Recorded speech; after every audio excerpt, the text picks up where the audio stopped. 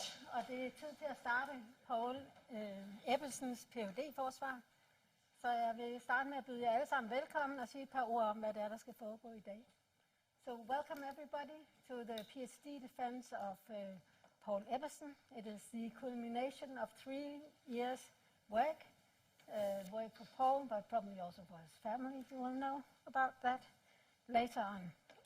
Today it is about defending the work that he has done and presenting the presentation, as you also see behind me, about adding value to facility management with information technology. And it's about establishing a conceptual framework for information systems, implementation processes in facility management.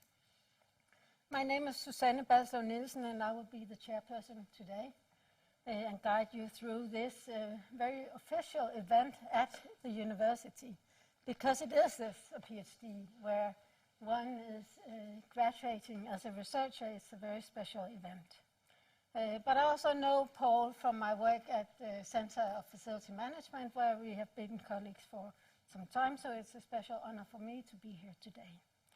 So I would like to welcome you all, and a special welcome to Poul, who's waiting here behind me, ready and excited about informing about his work, but particularly also to the examiners. And we have Associate Professor Lene Preis-Heyer from IT University of Copenhagen, sitting here. We have Associate Professor Niklas Andersson from Malmö University, sitting in the middle, and we have from DTU Management Engineering, Associate Professor Christine Ebbesen. It is always like that. We have to have 3 people in the evaluation board, 2 external and 1 internal evaluator. And then I'd like to welcome the supervisors. We have the main supervisor, who is Sten Bunke, Associate Professor Sten Bunke, sitting here on my right.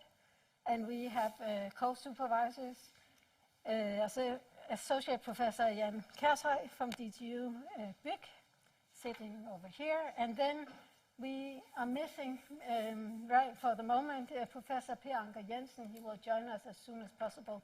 He had to go to an urgent issue today.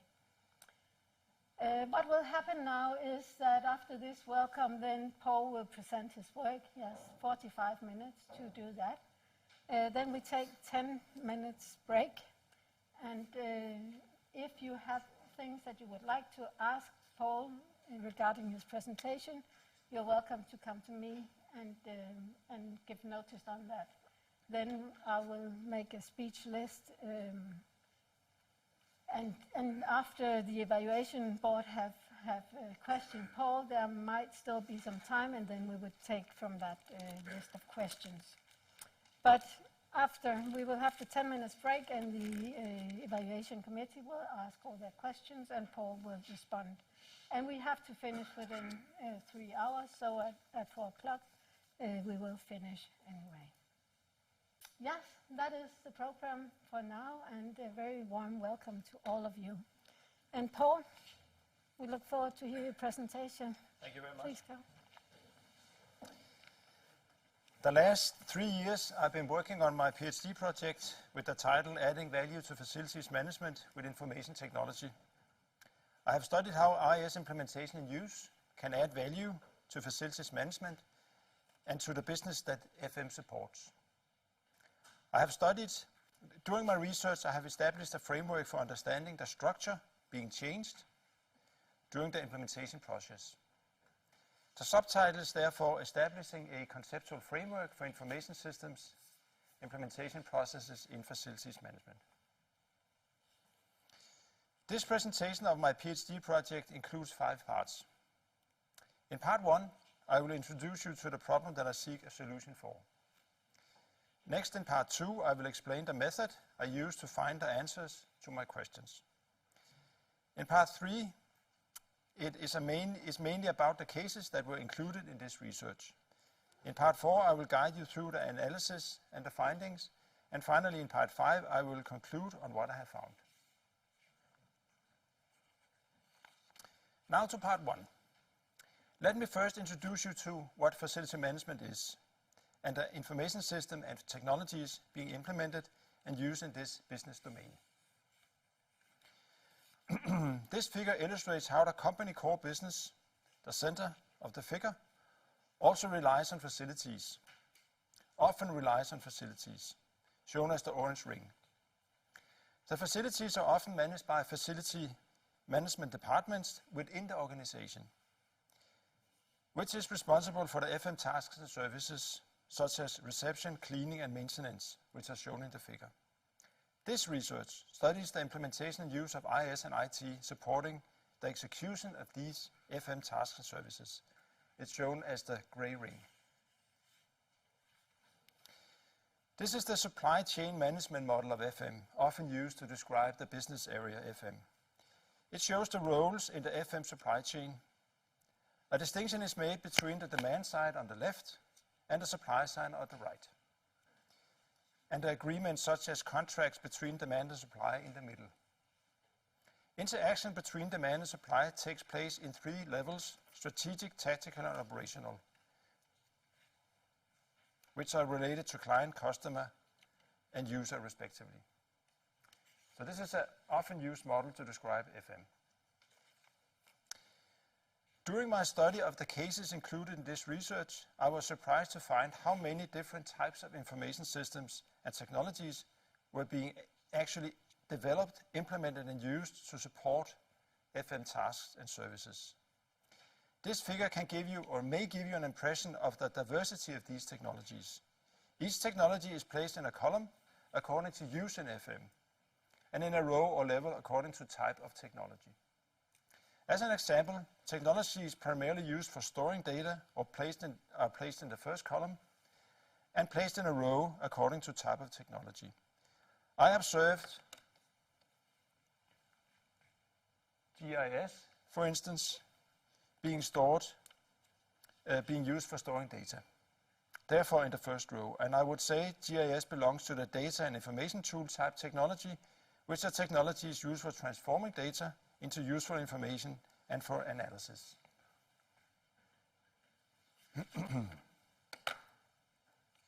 So what problem is it that I seek to solve? Well, FM departments have in the past 2 to 3 decades invested substantially amount of money in trying to implement and use new types of information systems and technologies. During my own career in the FM business, where I have been working for more than a decade, and where I'm now working as a consultant, I have experienced how difficult it is to implement information systems in FM, and how difficult it is to see whether the effort put into the implementation actually adds value. Existing research addressing this problem has so far had an unbalanced focus on improving the technology. So the focus has been mainly on the technology side, and a lack of focus on improving IS implementation. Especially organizational and socio-technical issues appear to be absent. Furthermore, existing research literature points at implementation failure, not innovation failure, as the cause of many organizations' inability to achieve the intended benefits. All in all, this supports the choice of focus on the implementation process. When it comes to relevance, I believe there's a great potential for improvements in the way we implement and use the technologies, so that added value actually can be achieved. All in all, I therefore found it relevant to focus on implementation and use in my research. The main objectives of this research, or this effort I put into it, is to close the gap of knowledge of IS implementation and use in FM for support of business processes in existing buildings. So it's not, there's a huge focus on the construction area, or the interaction between construction and facility management, but I focus on facility management and mainly on the existing buildings, not on new buildings. The other objective is to contribute to improvements of IS implementation and use in FM. And finally, to establish a conceptual basis for improving implementation and use. I've raised 3 main research questions. To establish a basis for improving IS implementation, I found it necessary to investigate how such contemporary processes actually unfold in FM departments. So me and my supervisor realized I had to go out there to actually study what was going on. even though I had been a part of that for more than 10 years. This is the first main research question. How do IIS implementation processes unfold in FM? What is actually going on out there? The empirical data acquired during the investigation of the IIS implementation process revealed an underlying structure. So during the study, we saw there was some kind of an underlying structure common to all IIS implementation cases.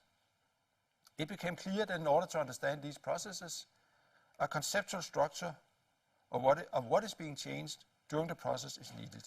This structure could furthermore function as an analytical framework in the analysis phase. This is contained in the second main research question: how can the structure of IIS and FM be conceptualized? During the IIS implementation process, the IIS structure is changed. This perspective is included in the third main research question: how do IIS and business processes change during IIS implementation in FM? For each of these three research questions, sub-questions were added. I will not go through all the sub-research questions, but only mention some main issues. The main research question 3, which is about change, naturally contains the sub-question related to change, such as management of the organization during change, the value added during the change, and the strategies applied through the change process. This research is positioned in the interaction of three overlapping research domains: the managerial socio-technical domain, the information system domain, and the research methodological domain. This research also deals with issues in the more strictly technological oriented computer science domain, which is this one. In collaboration with my supervisor Sten Bunke, who's sitting here, Per Anker Jensen, who unfortunately cannot be present today, and Jan Karlsson, who's sitting here, and postdoc Julia Nardelli, I don't know if she's present, no? I have produced 7 papers during this research. Each paper deals with one or more of the research questions presented before. Paper 1 is a conceptual paper. It delivers an overview of relevant process theory perspectives, which are used in this research to study the implementation and use cases. Paper 2 is a review paper. Existing research literature concerning IIS being conceptualized, developed, implemented, and used in facility management is reviewed. Paper 3 is a methodological paper. This paper discusses how visuals or displays, such as event chronologies, can be used methodologically to capture relevant data early in the research process. This was relevant to investigate during the design of this research. The papers 4 to 7 are empirical-based papers, and theory is developed in each of them. For each IIS implementation case included in this research, event chronologies could be developed. These event chronologies reveal patterns concerning IIS project scope, which is presented in paper 4. Paper 4 also deals with the observed use of so-called formal control mechanisms. The cases also reveal an underlying structure, as I mentioned before, which is presented as a framework in paper 5. The IIS business process framework was then used to analyze change perspectives such as added value in paper 6 and IIS strategy in paper 7. Here you see the 7 papers placed in the 4 overlapping research domains. The 7 papers are shown as dashed black circles. They are mainly placed in the intersection of the managerial and the IIS research domains. So the papers are mainly placed in this area. My literature review in paper 2 showed that existing research literature on IT and FM has a lack of focus on implementation and use. The diagram in the top right corner shows that the main part of the journal articles within the field of FM and IT has focused on conceptualization. It was also found that there is a general belief in combining technologies, which I also could see in all my cases. The diagram below shows which use categories of technologies were in focus in the journal articles. So this is the use categories. It's the same as I showed in the matrix before. GIS was placed here. So existing literature mainly focus on data repository kind of technologies.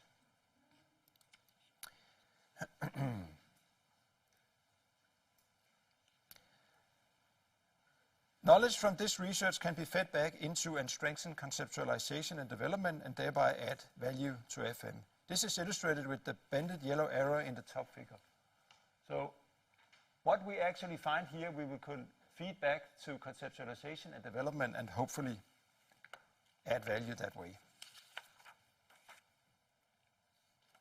In part 2, I will guide you through the method I used. The methodological stance that I take can be seen as approach number 2 in Van de Ven and Poul's typology of 4 approaches for studying organizational change. Ontology is about the understanding of the nature of reality. The 2 columns in the typology show the 2 alternative organizational ontologies, which are viewing the ontology of organization as consisting of things or of processes. So, do I study things or do I study processes? Well, actually, I take the stance that an organization consists of things. Organization are a thing or a structure that is being changed during the process. So there are these 2 views, and I take this view. Epistemology is about what we accept as ways to acquire valid knowledge. The 2 rows show the 2 organizational epistemologies, which are variants or process methods for studying organizational change. I regard myself as a moderate interpretivist, studying organizational change.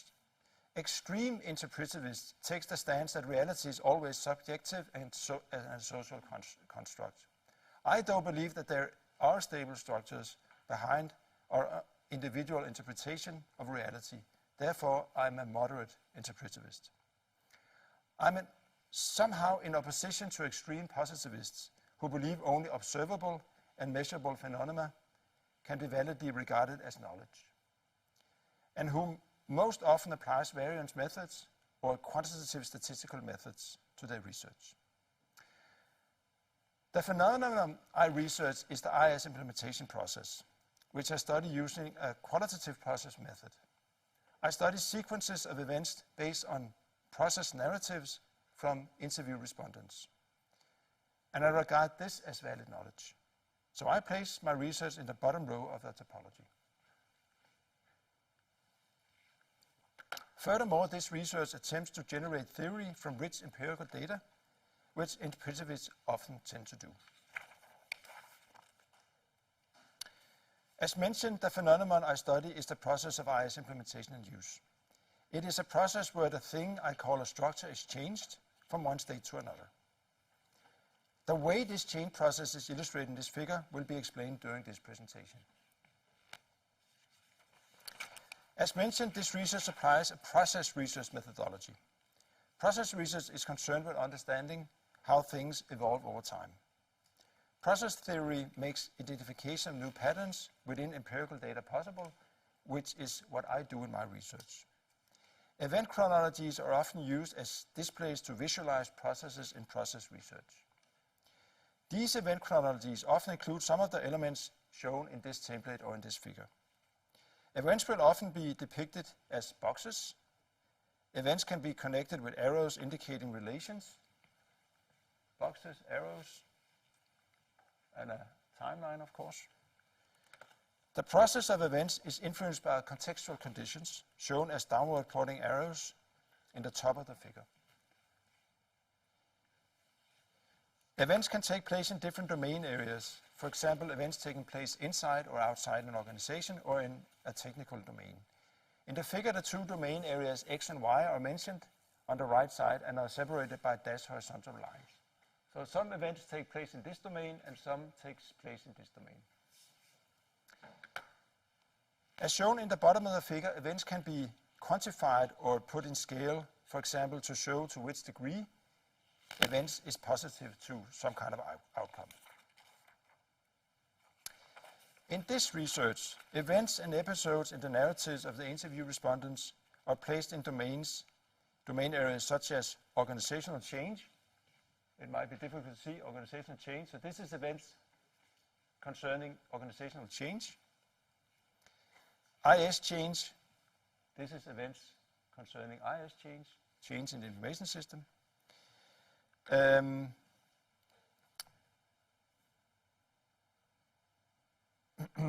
The contextual conditions are not shown in this display, but are explained in text in the dissertation and in my papers. And each event and episode is not quantified according to importance. I didn't do that. A pattern that emerged in these detailed event process maps was, for instance, the difference in the IS project scope between the cases. The IS project scope is shown in this detailed event process map. This is the IS project scope. This is the events included in the IS project. And it's shown as a large rectangle with fat dashed lines. The problem with these detailed event process maps was that they were stuffed with information, too much. And they were also difficult to gain an overview from. Therefore, I developed condensed event process maps, such as this one, containing events related to specific business processes, or only events concerning IS change. So this only is related to specific business processes, maintenance, for instance, which is one of the business processes that are very normal in facilities management. And these events are only concerned to a specific technology or information system. Also here, events included in the scope of current IS projects are shown with dashed rectangles here. So this is a current ongoing, current IS project.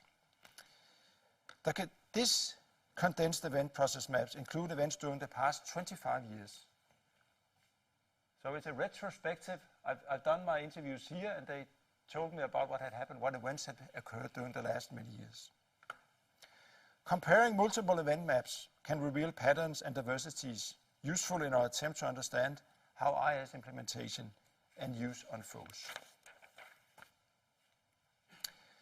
My research design, which is illustrated in this figure, contains several phases, which I will explain now. In phase one,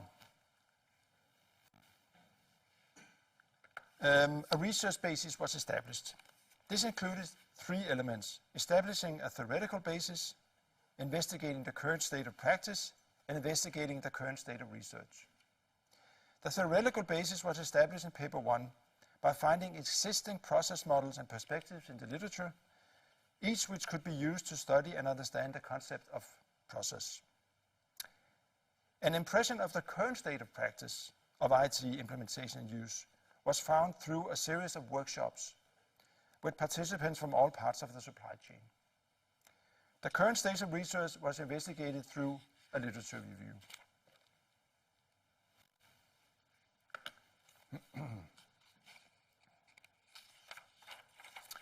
In phase 2, the collection of data was prepared.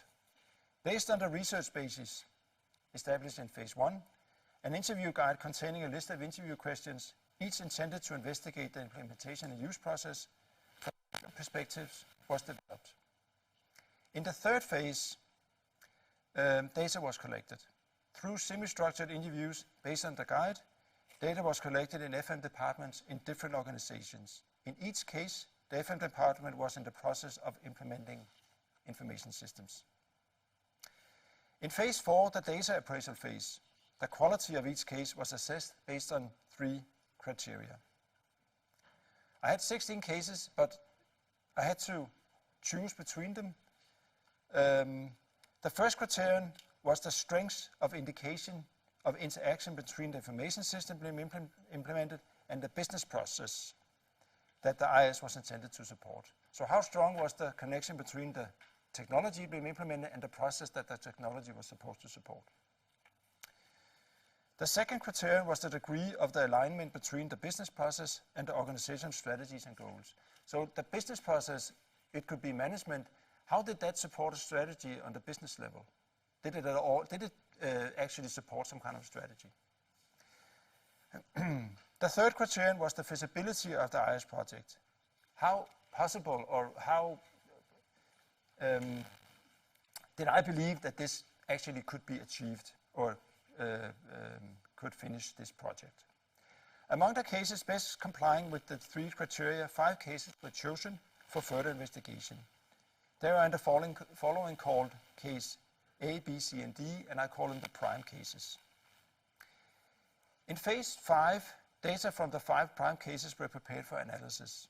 Interviews were transcribed and coded using a qualitative data analysis software. The coding was done in 2 phases, or in 2 rounds. Now we are here. In the first round, the transcripts were content coded to create an overview of what was discussed where in the interviews. The content codes were then placed in categories. The second round, coding was done to capture events described by the respondents.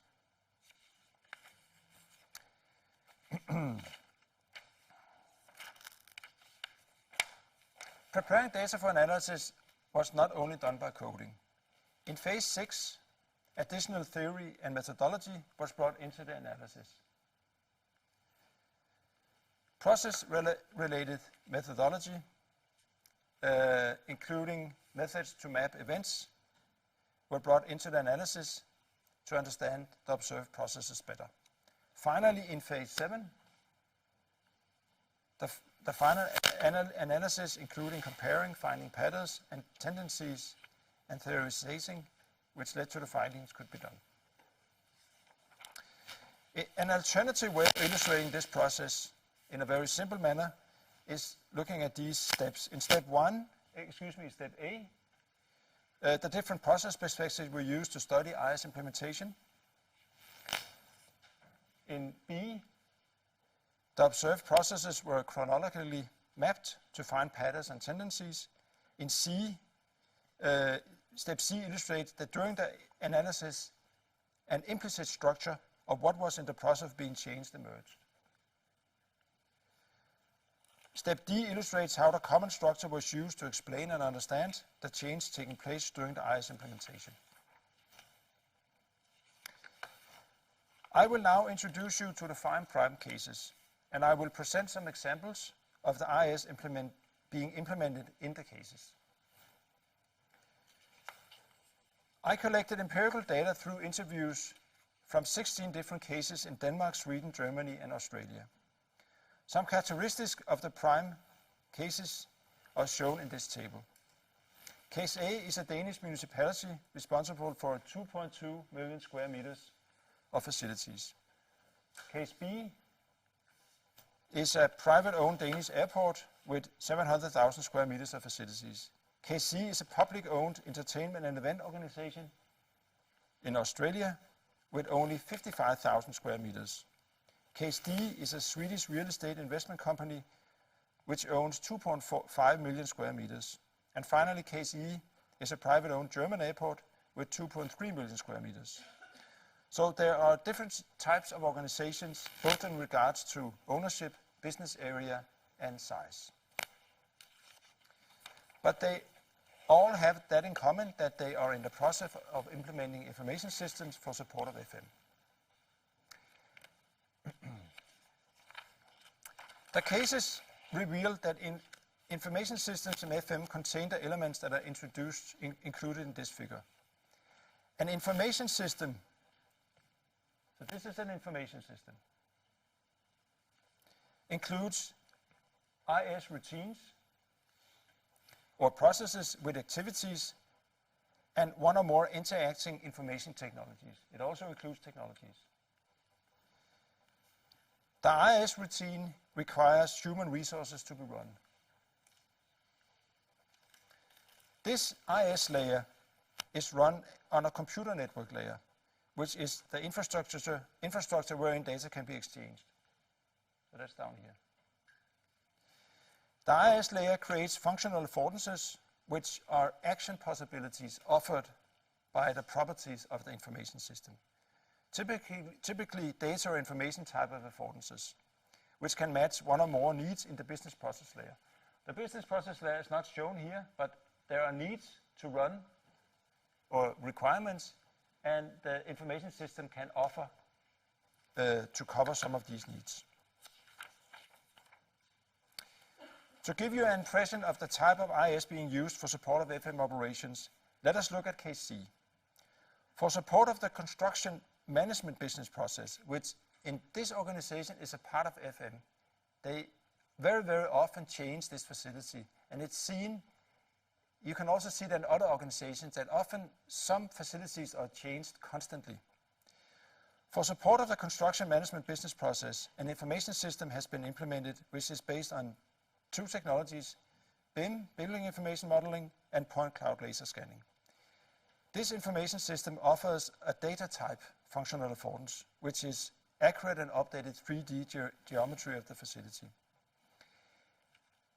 It is expected that delivery of accurate and updated data will help speed up construction management business process. The purpose of this was to speed up things so that the owners could offer the customers more flexible facilities. To run this information system, 2 new BIM experts had to be employed. So to run this new system, they had to hire 2 new BIM experts. And they had to invest in the software and equipment. Furthermore, the construction management business process have been reorganized in order to be able to use the new type of 3D data. This other example of IS being used to support FM is from case E. In the rows, you see 3 business areas, business processes: key and lock management, cleaning and maintenance of doors.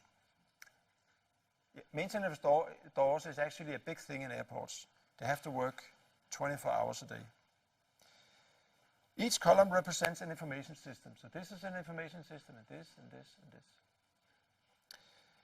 There is a key access system supporting the business process key and lock management. There's a user frequency and response system supporting the cleaning process, and there's a visualization management system supporting all processes. And there's a document management system also. Here you see some screen dumps from the visualization management system, which is based on CAD, CAD, GIS, and a database. The purpose of this system is mainly to know where things are, where are our assets. Here you see some pictures from the user frequency and response systems, which uses thermal light sensors to register frequency of use, thermal and light sensors. The system also includes a user experience response system here. Frequency and user experience response is monitored by cleaning personnel, who thereby can manage cleaning according to demand.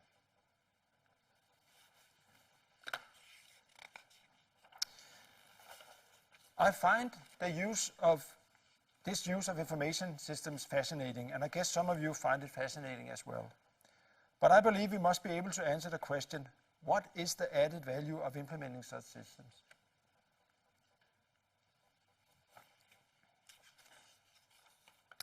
In the following, I will give you a brief tour through the main analysis and findings of this research.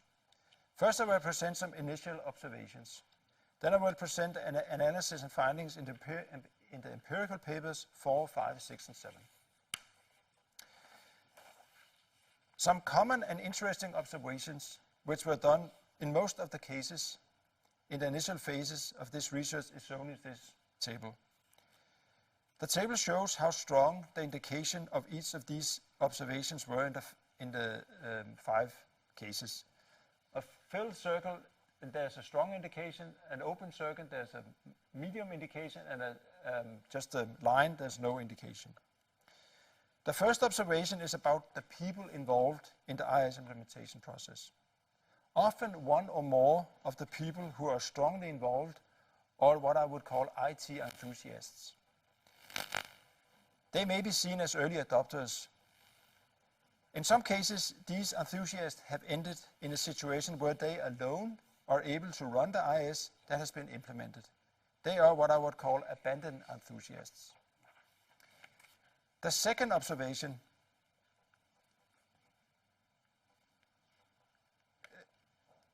is about the data being transferred into the information system. In some cases, transferring data into the IIS being implemented seems to be a major obstacle. These data transfer obstacles can potentially slow down or even jeopardize the process, as illustrated with the trouble train in the process diagram. The third observation is about data, how data is stored. Often data vital for FM operations were in some cases or often stored in spreadsheets.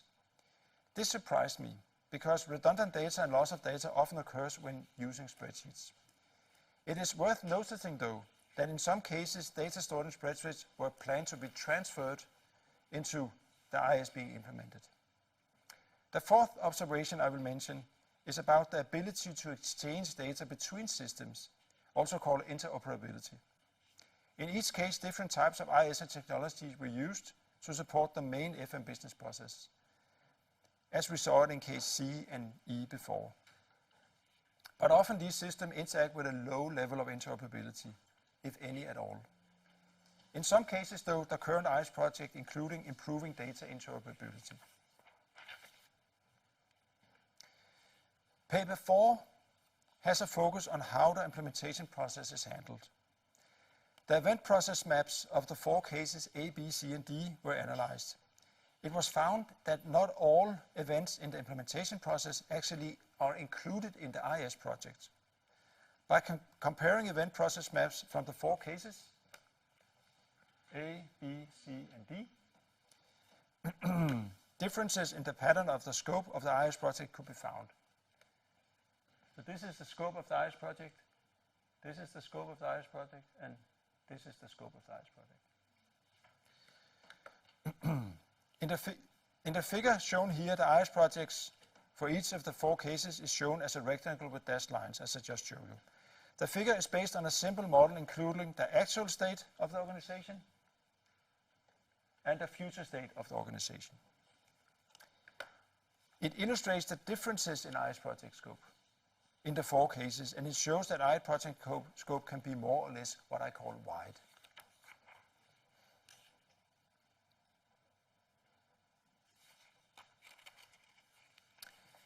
Paper 5 is about the structure being changed. As mentioned, the cases reveal an underlying common structure of the elements constituting the IIS and the business process.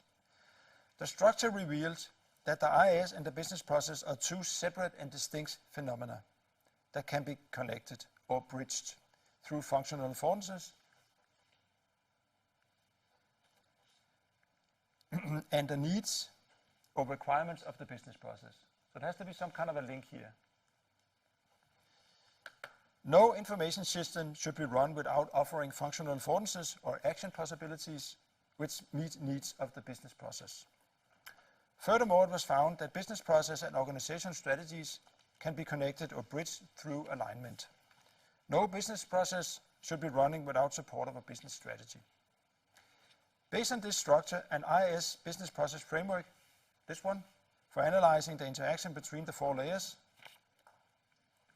business strategy, business process, information system, and computer network,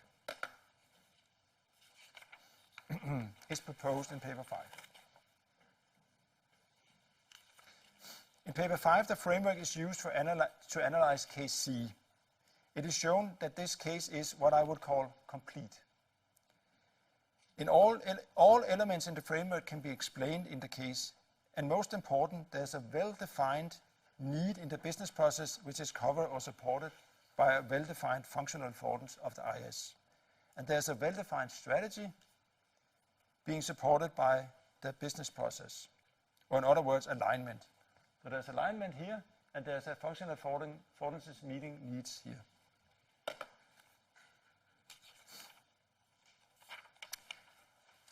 The examples show that alignment between business strategy and business process and meeting the needs of the business process with functional affordances offered by the IIS is important and central to making an IIS implementation case complete. Paper 7 deals with realized IIS strategy, understood as the use of the IIS to support business strategy. So this paper focuses on how can the use, or how does the use of IIS actually support strategy. We're actually skipping. We say directly, how does this actually, the use of this actually support the strategy? Based on the condensed event process maps and other parts of the empirical data, the use of IS to support business strategy were analyzed in 4 of the prime cases.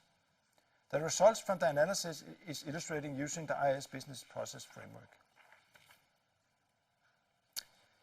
Paper 7 presents the main use of IS to support business strategies in both the current and the future state of each of the 4 layers in the IS business framework. So this is the current state, and this is the future state, and this is the implementation processes. And this is the strategies, the use of IS to support strategies, and this is the use of IS to support strategies, before and after.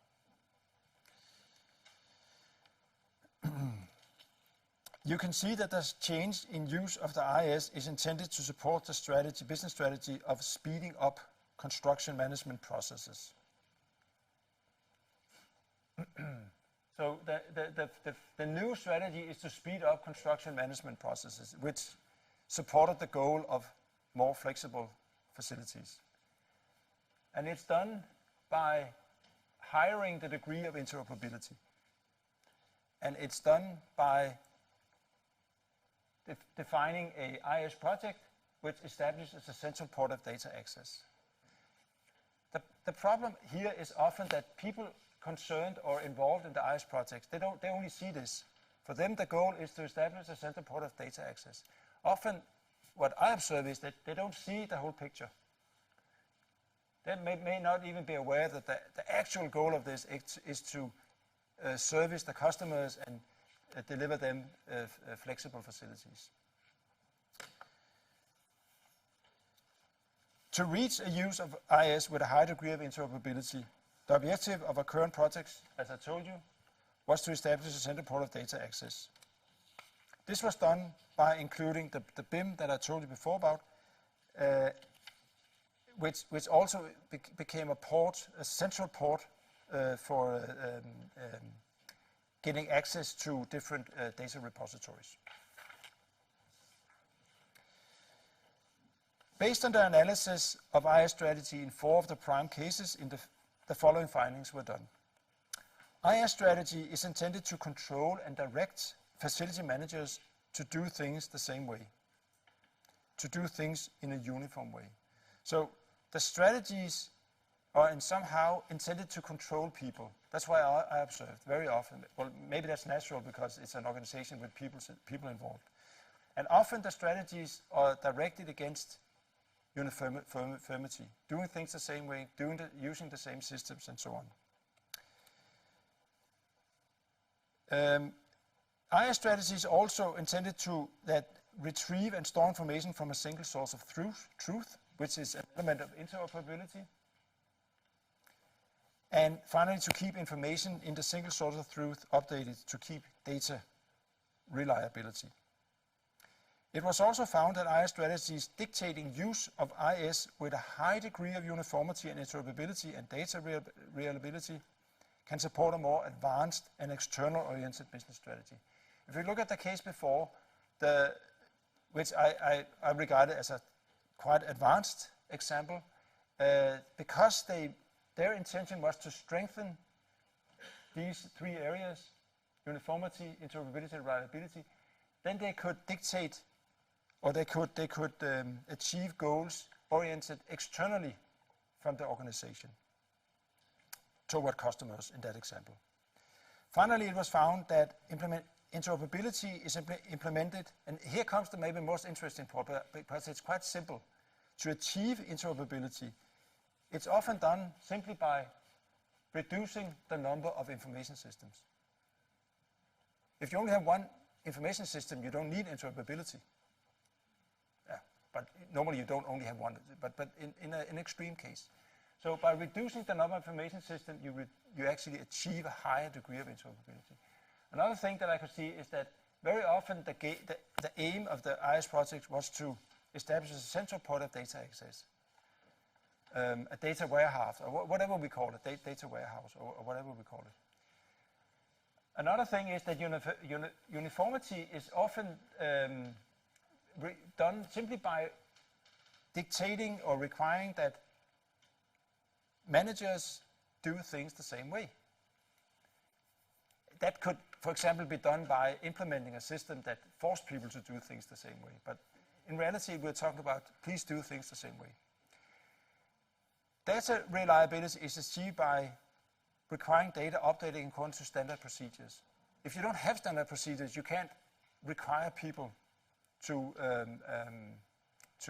keep data reliable. In paper 6, a three-step method for assessing the added value of IS implementation in FM by increasing efficiency and improving effectiveness is proposed. I will only go through this very briefly. In the first step, the IS case is analyzed using the FM supply chain model, which I told you about before. Activities, roles, and levels involved in and interacting with the IS are found.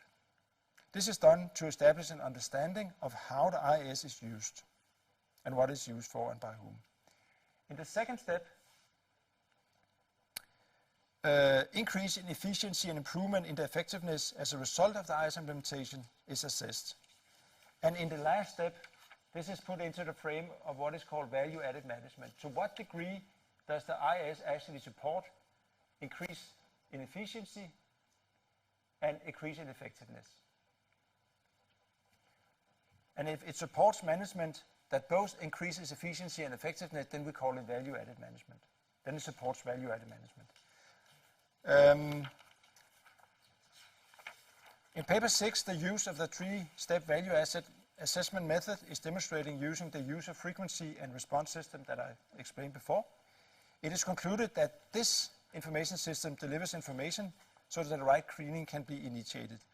Therefore, the IS improves the effect of the process. It was also found that the cleaning manager can better initiate cleaning when needed, and thereby the IS reduce the resources spent on the process. Supporting both efficiency and effectiveness is therefore seen as supporting value-added management. So you could say this is another way of seeing value. You can say it's valuable because you support a strategy, but you can also maybe, this is a more narrow view, you can also say, does it support or improve things in the business process? In this last part of my presentation, I will make a brief conclusion. Did I find answers to my research questions? Answers to the three main research questions about process, structure, and change can be found in the proposed IS business process framework, I would claim. The sub-research question related to organization is dealt with by focus on IS project scope and formal control. The sub-research question relates to added value is primarily answered by proposing the three-step assessment method. And finally, the sub-research question about strategies is answered by use of the IS business process framework. The findings are not all strictly answers to the original questions, I must admit that, because new insights emerged during the research process, which resulted in the framework and the value assessment method. For me, the two models give a somewhat complete picture of what IS implementation is all about. The never-ending continuous IS implementation process is illustrated in this figure. The IS business process structure is constantly subject to incremental change, but can be subject to a more radical change during an IS project.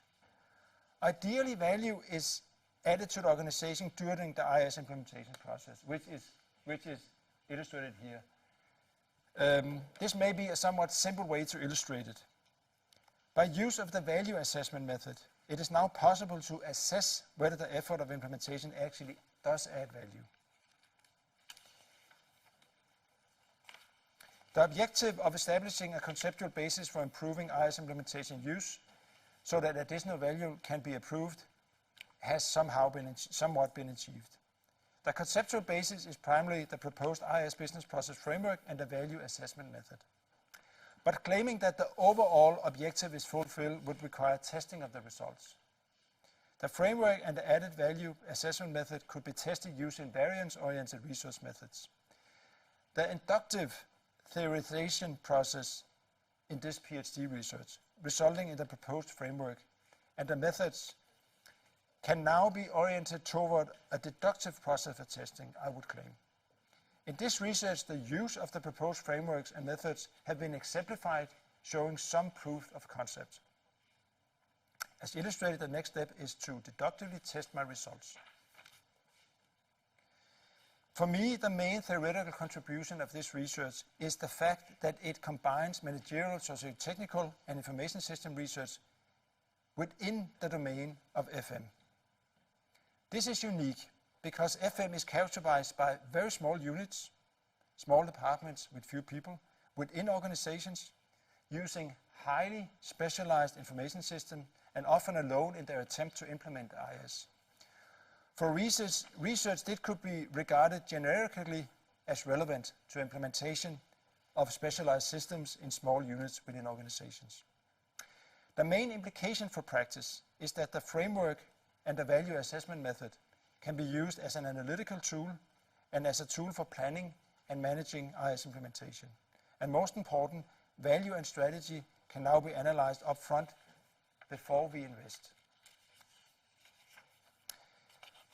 It is my firm belief that I, through my supervisors and others, have established a better understanding of IS implementation in FM.